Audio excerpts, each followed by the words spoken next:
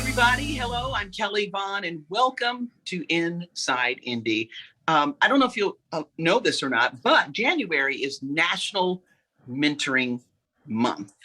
And that's why we have someone who does volunteer work for Big Brothers and Big Sisters of Central Indiana. And joining us now, his name is Joseph Robele, and you are a big brother, right, Joseph? Yes, I am. All right, welcome to Inside Indy. Thank you so much. Pleasure to be here.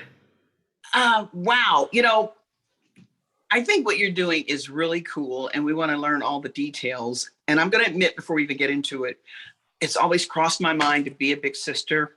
And I've known that in my mind for years. And I've done interviews like this before in the past, and I'm talking maybe when I was even in my 20s, and I've never done it. So we're going to address my problem later in the interview, but I want to hear about you, how long you've been a big brother, and who are you working with currently? Yeah. So I've been matched with my little Deshaun. He's 13 years old. We've been matched almost 3.5 years now. So I had moved to Indianapolis about 4 years ago, and this was something that I had wanted to do for a while. I'm sure there's probably a lot of personal stories what drives people to become a big, but for me it was I never had a big sibling, and middle school was a really rough time, and I felt that there was so much that I wanted to be able to pay forward, kind of the things that I wish I had when I was that age. And it's just been so much fun and so rewarding to see his growth and to be part of that experience, be part of his family. Okay, so if you don't mind, if you could tell us a little bit about him and how you have seen him grow, what changes you have seen occur over the last couple of years. Yep. So Deshaun is a very social kid. He's very friendly, and I think one of the cool things about Big Brothers is that they try to match you with kids that you share some interests. So we both love staying active, playing sports, doing things like that.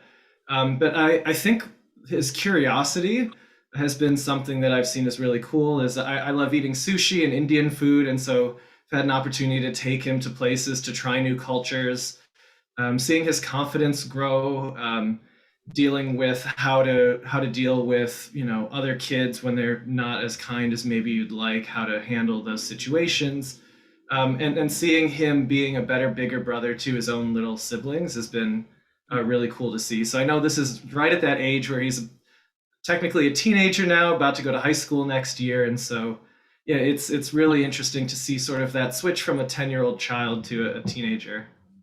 So now, how did he end up being partnered with you? I take it, was it his mother or father? How did he get involved with Big Sisters, Big Brothers, Big Sisters of Central Indiana? Yeah, it's always interesting. Yeah, we switch the genders on it too. It probably works either way. I think his mom had signed him up, and so I know there was quite a bit of a review process to make sure that the matches were going to be a good fit for both the match family as well as the mentor. And then so we had sort of an initial session with our match specialist from Big Brothers there in person to kind of introduce us. And they also gave us a free coupon for a Steak and Shake to have a couple of shakes as like a get to know each other. So that was a fun way to kind of get things going. And that works for me. Shakes from Steak and Shake. Yeah. I love it. So now, when you did decide to be a big brother, and is he your first little brother? Yeah, and so I have two little sisters of my own, but I've never had a little brother, so I think that was okay. But the first time doing volunteering something like this. Okay, so what prompted you to do it on your end? My career's taken a kind of a weird path. I originally was training to be a psychologist. And I had to end up in a change of careers and ultimately going into marketing.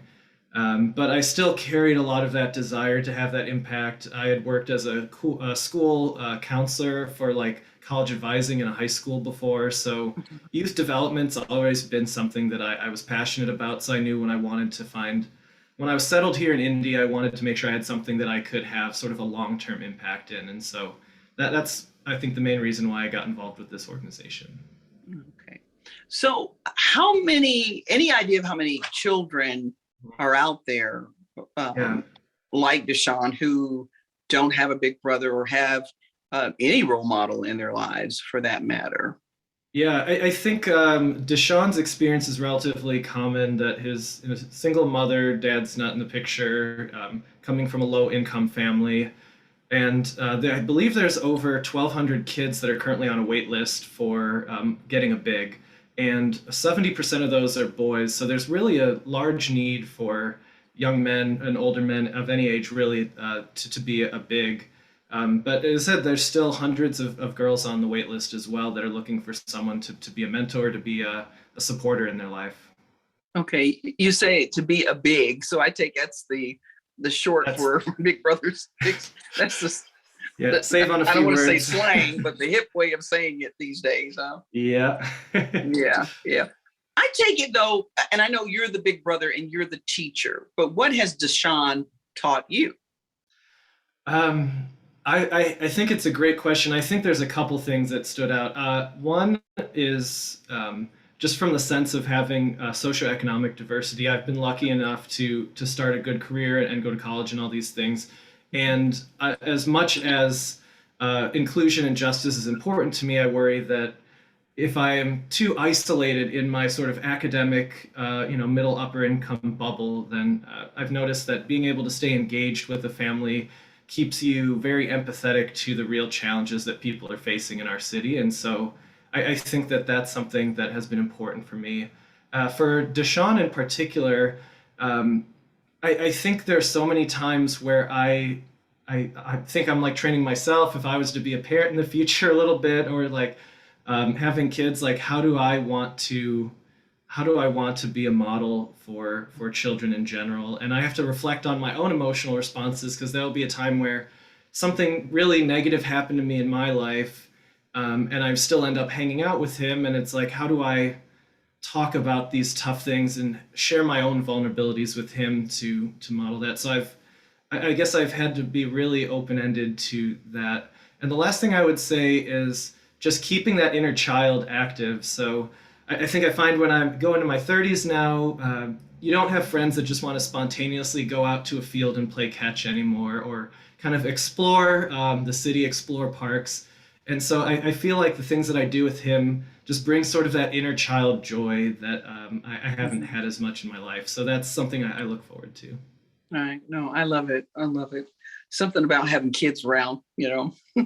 I don't know. It just brings so much joy. So for someone who's watching this and like me, they thought, I've always wanted to do that. Hmm. Thought about being a big sister, a big brother. Hmm. What is the process? What would happen? So let's say, okay, I'm going to do it. I'm going to do it, Hmm. Joe. So what would happen? How would I do it? Yeah. So I think what I would say first is that there's not any particular type of person that Big Brothers Big Sisters is looking for to be a big. It's really just someone who's committed to at least 1 year with their little, and feels that they want to connect. So there are bigs that are in their 60s. There are bigs of all gender, racial background, socioeconomic, sexual orientation. We just want someone who's going to be a positive influence for that child. Even big couples. So if you don't want to do it by yourself, but you want with your partner to be a big to a child, that's also an option. So there's a lot of different ways that you can choose to be involved. But the specifics, if you go to the Big Brothers of South Central Indiana, and there's like a Be a Big, there's a link there, and you'll go through that process. There will be a couple of interviews. You do like a background check, and then if all goes well, then you get matched, and then the specialist sets you up. You get like a little blurb about the child, their family, what they're looking for out of a big, and yeah, then you meet in person, and you just kind of go from there. So was Deshaun, were you both nervous like the first time you meet?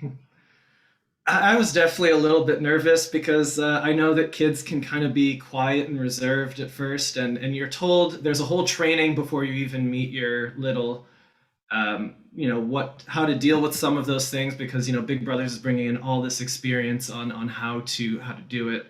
But I was able to connect with Deshaun about sports, about Pokemon, about video games and things. So I remember enough of my own childhood and teenage middle school years that there's plenty to connect over. And so it was I think very quickly we started feeling comfortable with each other, which was really relieving.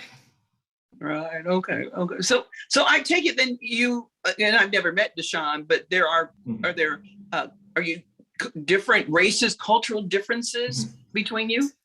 So interesting enough, so I'm multiracial. I'm half Ethiopian, half white, and he's multiracial as well, half black, half white. So some people say we actually kind of look like we'd be related in some ways because of that, but that I think was just a coincidence. I think statistically in the city, and I guess Big Brothers will correct me if I'm wrong, that tends to be more lower socioeconomic status, a larger percentage of children of color. Than I think the city in general. So that is something that people may have to learn as part of the experience of being a big, is connecting to someone who may have a different cultural background than you. But I think that's a really rewarding part of the experience.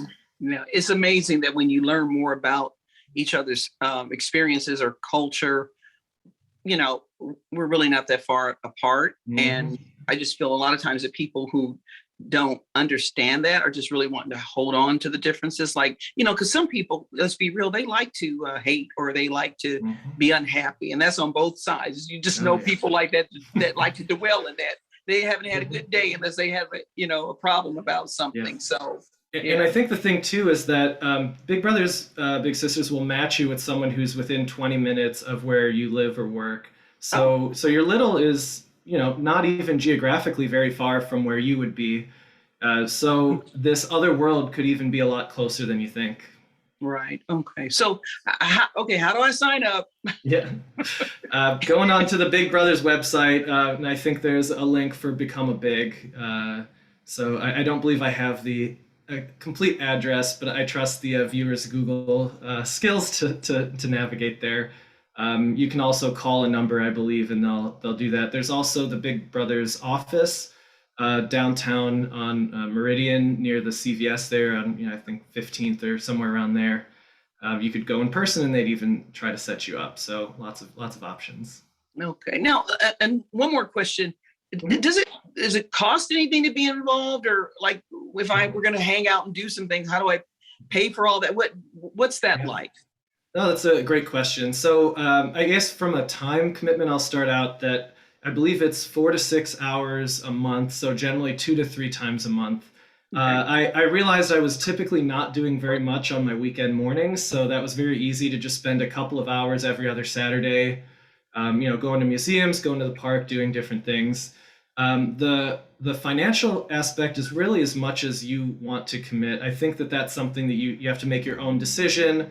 I decided, if we go out to eat food, I have no problem paying for, getting him to try, a lunch somewhere new or just get, some ice creams. But that's completely up to, the match, yourself as well as the family, like what's an appropriate amount to spend on your little.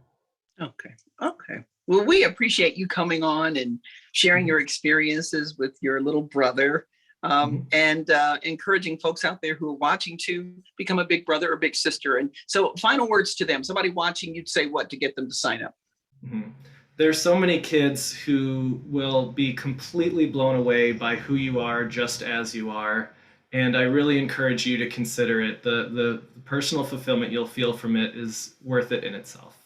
Okay, sounds good to me. Joseph Robele, thanks so much for joining us here on Inside Indy.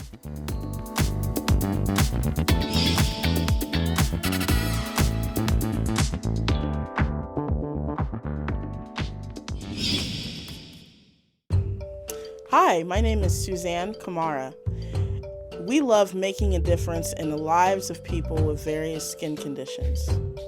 Join us in assisting people internationally with tuition assistance, food and clothing, and medical care while raising awareness about their conditions and empowering people with the tools they need to be successful.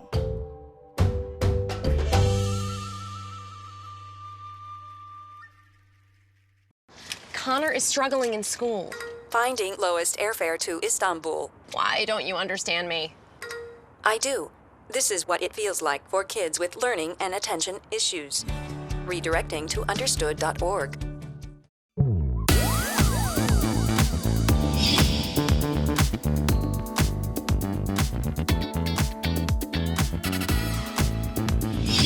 And we're back here on Inside Indy, and we're going to a very special historic site here in the Indianapolis area. And here to take us there, she is Whitney Ball, and she is Special Events and Marketing Manager at the Benjamin Harrison Presidential Site. Welcome to the show, Whitney. Welcome to Inside Indy.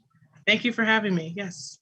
All right. So there's something very special happening at the Benjamin Harrison Presidential Site. Fill us in, because this is something folks do not want to miss. Absolutely. So we had our grand opening on Thursday for our new exhibit, No Compact of Silence, Black Civil Rights Advocates in the Harrison Era. So it's really exciting. It's an exhibit. It'll be open until November, which is really exciting because people will have plenty of time to check that out, as well as it is free to the public. So it's in our Welcome Center. You can come in, walk into the exhibit and experience what the exhibit is, and then also have a tour if you'd like. But if not, you can still just come and see the exhibit. Okay. Now, as far as the Benjamin Harrison Presidential Site itself, kind of give us an overview of that site itself, and then what we can expect when we come there for this particular exhibit. Or is it throughout the whole house? Is it a certain area of the home? That kind of thing. Absolutely. So our home, the 23rd home of the home of the 23rd President of the United States, is located downtown Indianapolis. It is a 10,000 square foot home. About 80% of what is in the home is original to President Harrison and his family at the time. So it's really exciting. And this exhibit takes place in our Welcome Center where you check in. So you come in and you're going to experience a lot of great information, a lot of great visuals on different civil rights advocates like Ida B. Wells or Frederick Douglass. There's Perry Carson, Dolly Johnson, names that you have heard of and some that you have never heard of, including myself going through this process with our curator and our fellow. I learned a lot as going in the research process and things like that. It was really exciting. Wow. Okay. So what did you learn? And let's just take one, for example, one thing that you learned that you didn't know and that you're really surprised by it.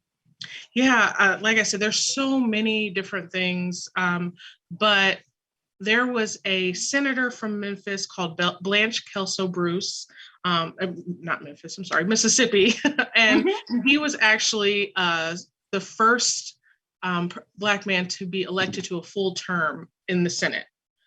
So that was in, I think, late 1800s, 1870s, I believe. So that's like something really exciting, but that is just one of, I couldn't tell you, a host of facts that I learned. Another one being Dolly Johnson, who served as White House chef to President Benjamin Harrison.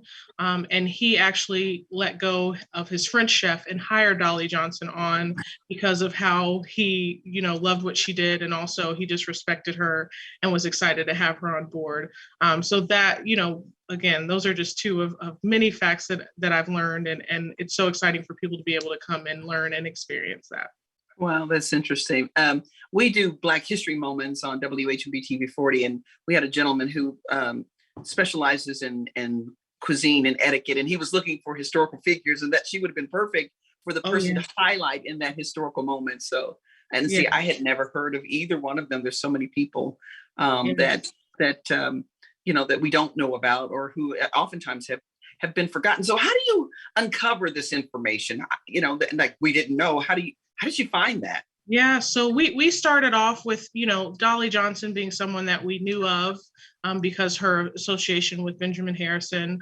And then we started just going down the line and seeing what was going on at that time, who were change makers in society. We have someone else, Flossie Bailey, who was born in Indiana, Kokomo. And she's someone that fought for anti-lynching laws in the early 1900s that, again, someone that I did not know, but it was in Indiana with doing the work at the time. So just, we took some time and really did some serious research. We have a wonderful IUPUI fellow that did the bulk of the research along with our curator. So that was really exciting to have them come and just keep finding things. And, once you start going into different you see somebody's name and then someone else's name pops up and then you kind of look for more. So that's really what was really exciting about that we just found so many great facts and things that are out there. That's really cool, because I think sometimes at that time, the mistreatment of Black people, the assumption is that, they did nothing, or nothing was going on, or they weren't having any good relationships with white people. It's just like all gloom and doom, but there are upsides to anything. And that's encouraging, to hear that there were people there who were fighting for civil rights, or people who were engaged with the president, that kind of thing. And just like today, you have good days, you have bad days, you have a lot of stuff going on in the community where, but if somebody were to write our stories, sometimes if you take it historically, it seems so bad, but sometimes there's a lot of good stuff going on too. Absolutely. And just knowing that these people made a mark. Absolutely. And that's what we love highlighting, is people that, are known and unknown, and people that did a lot of work during those times that you wouldn't normally know, and elevating their names so that there's a space for people to learn about them and learn about your own history, your state's history, your country's history. Okay. So when you do go to the presidential site, so is it confined to a certain area, or is it throughout the home as you're touring the home? Yeah, so the exhibit is in our exhibit space that is outside in our welcome center. So it is a space that you can walk around and look, and that is also the place where you check in to go on tours, which would be inside the home. So the welcome center is just right outside of the home, behind the home, in a lovely space that you can kind of take your time and look around in the welcome center. So you can come and go during our tour hours to see that. Okay. So for folks who are watching, what would you say to them, and when can they come to see the exhibit? And again, if you can go over the dates and the time and the location. I've seen it. I know roughly where it is, but the specifics so people can find it.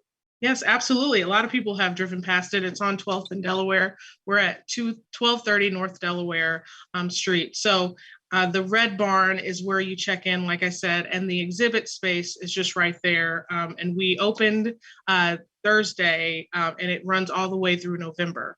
So you have 7 days a week. We're open 7 days a week, barring some holidays. But you can come any time between 10 and 2 during the day and the weekends to see the space and see the exhibit on your own time. And it's really fun. And I feel like people are going to be really excited to come and then bring more people back, which is what we're really excited for. So it's a really fun learning experience that you can do at your leisure. And like I said, you have until November. You can come back, bring more friends. It's what we want people to experience.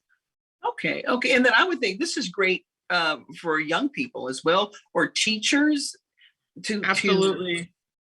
And I guess too, it's not, a lot of times when something like this is happening, people think, okay, well, it's about civil rights, so this is for Black people. What's your response to that? Oh, that's funny, because we've learned so much with this exhibit about just policies and procedures during those times and how that affected, today as it is. And I think this is for everyone. You're learning about historic Hoosiers. You're learning about national policy, people who helped make policies or had different ideas for different states. We love that this is elevating Black civil rights advocates, but it's also learning more about your history and your state and your country, and just having that knowledge is super important when you're trying to do your civic duty in your Right. place. Yeah. Right. Yeah. And again, I think part of it is we're all Americans. Okay. Mm-hmm. Check that box. I want to know all my history, the Black history, the white history. I want to know it all, because it is our American history. And, some of it's not good. Some of it's bad. Some of it's, it's a hodgepodge. So I want to know it all, because I don't want something sugar coated, because I just want to know the truth. And it doesn't have to be American history. It can be my family history. If I got a crazy uncle somewhere, don't skip over him because you don't like him. I need to know about him too. Absolutely. And that's what, what we've, as doing research and, going through what we're going to share with people, it's just really exciting for people to learn more, the good and the bad about different things. We talk about the Columbia's World Fair, and how there was a time where Black people weren't going to be there, but there was an article written, and you'll learn more about that in the exhibit, but then they were granted a day at the fair. And that's just something that, isn't great that they weren't invited to begin with, but they advocated for themselves and were able to attend that on that day. So it's just, that's not the greatest, we would love for everyone to always be included at any point in time, but, learning that and understanding how things were then and now is really important. Yeah, and the same things with even Ellis Island when some of the immigrants came. We asked the Italians what they had to go through. Everybody's been through something, but to say that we should talk about it. But I can remember my mother saying, I think it was White River State Park. They had a day that African Americans could go, and it was bottle top day or something. I remember her talking about that. I don't think I experienced that, but I remember her saying something about that. So, well, we appreciate you coming on, Whitney, and enlightening us and really empowering us.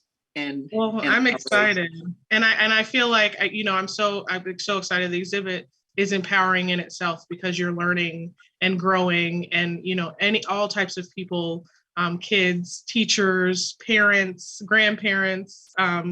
It's just wonderful for you to experience that and learn more about that, especially also the beautiful things that Harrison did during his time being anti-lynching, and helping advocate for Black Americans at that time as well. Awesome story. Thank you so much. Whitney Ball, who is the Special Events and Marketing Manager at the Benjamin Harrison Presidential Site. Thanks so much for joining us on Inside Indy. Yes, thank you. And thank you all for joining us. Be sure to catch the exhibit. The details are there on the screen. We'll see you next time here on Inside Indy. Bye-bye.